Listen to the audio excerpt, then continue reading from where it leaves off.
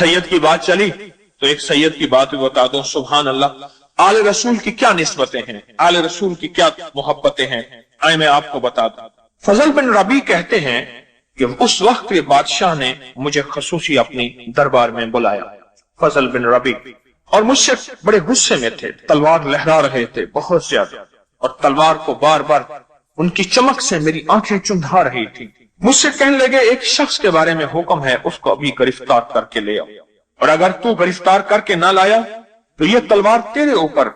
मैंने पूछा वो कौन है? कहा तो मूसा बिन जाफिर बिन अली बिन अल हुसैन बिन अली इब्ने अबी तालिब को जानते हो, यानी इमाम मूसा काज़िम को जानते हो? जानता हूं।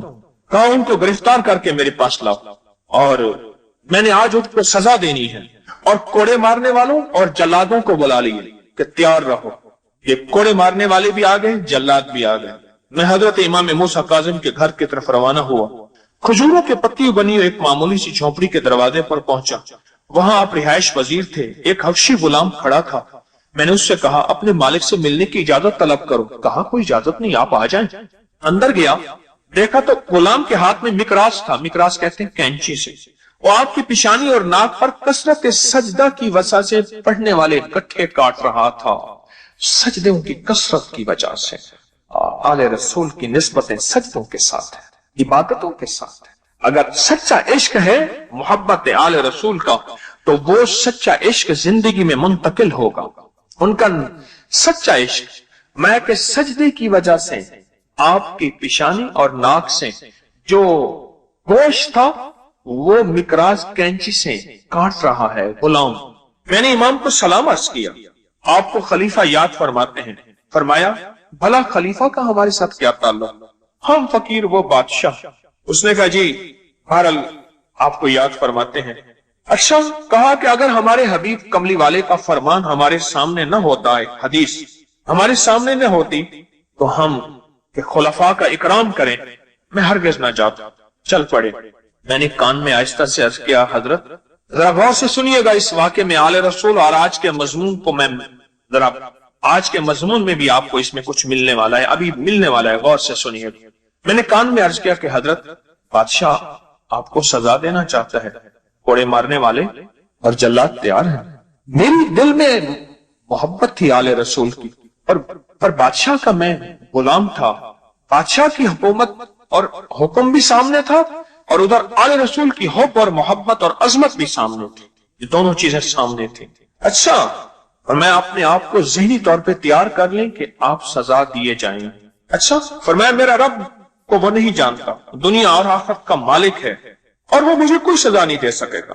फजल बिन रबी कहते हैं उन्होंने अपने हाथ को सर के इर्द गिर्द 3 मरतबा गश्त दी। ये मेरी तरफ देखें, ऐसे हाथ को सर के इर्द गिर्द 3 दफा गश्त दी, जैसे वारना नहीं कहते, वारना, हाथ को वारना 3 दफा ऐसे गर्दिश दी, और आमाल किए, कुछ दुआएं पढ़ी जो मैं न सुन सका, पढ़ी जो मैं न सुन सका, और मेरे साथ चल पड़े। मैं दरबार के अंदर गया, आप बाहर खड़े हो गए। अंदर गया तो बादशाह बेचैन था। मुझसे कहा फजल तुम हजरत इमाम मूसा काज़िम को लाए हो रहमुल्लाह ताला अल्लाहुम्मा सल्ली अला मुहम्मद व आले मुहम्मद, लाए हो? मैंने कहा जी हाँ मैं लाया हूं। तो फिर मैं उन्हें अंदर ले आओ। बादशाह ने कहा उन्हें तुमने परेशान तो नहीं किया, तुमने उन्हें अजियत तो नहीं दी, तुमने कोई तकलीफ तो नहीं दी? नहीं।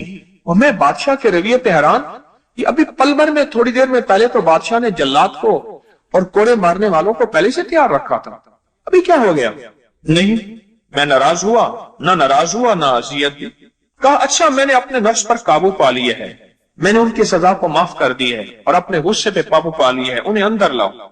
मैं अंदर लाया तो बादशाह ने बढ़ के अब शेख का इस्तकबाल किया, गले लगाया और अपने साथ बिठाया और कहा मेरी मसनद के वारिस भी आप हैं, मेरी माल दौलत के वारिस भी आप हैं, मेरी इक्तदार के वारिस भी आप हैं, मेरी दुनिया के वारिस भी आप हैं, मेरी आखिरत के वारिस भी आप हैं।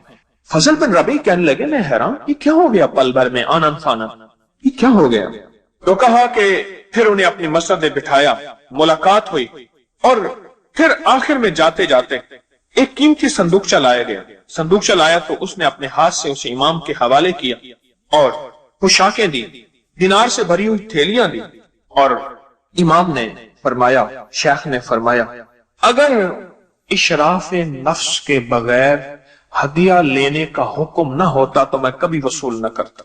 इसमें भी एक बड़ा राज है, यानी वो हदिया जिसमें मेरे अंदर की चाहत नहीं थी। मुझे तो पता था मैं जा रहा हूं, जल्लाद भी इंतजार में है, कोड़े मारने वाला भी इंतजार में है। मेरी तवक्को के खिलाफ था कि मुझे इतना हदिया मिलेगा। जो हदिया नफ्स की तलब, अंदर की तलब के बगैर मिले उसे कहते हैं इशराफ नफ्स के बगैर, जिसमें नफ्स का तमा नहीं था। मसलन आप मेरे पास हैं, मैं पीर हूं, मैं कहूं ये मुरीद मेरे पास आ रहा, माल लाएगा, हदिया लाएगा, चीजें लाएगा। एक दरवेश के पास एक बंदा आया, हदिया लेके आया। ये वाकया ज़हन नशीन रखिएगा। आया, हजरत ने उससे हदिया लिया, पर मैं नहीं लेता। हजरत मेरा हदिया तो आप कबूल करते हैं हर दफा, किसी का करे ना करे मेरा तो। पर मैं इस दफा तो आया था तो मेरे दिल में ख्याल आया था, ये हदिया लाया था, मेरे दिल में तमा आ गया था। अब ये मैं हदिया नहीं लेना चाहता, क्योंकि इसमें आप तमा आ गया है। तमे में बरकत नहीं होती, तमे में बरकत नहीं होती। अच्छा, वो चला गया।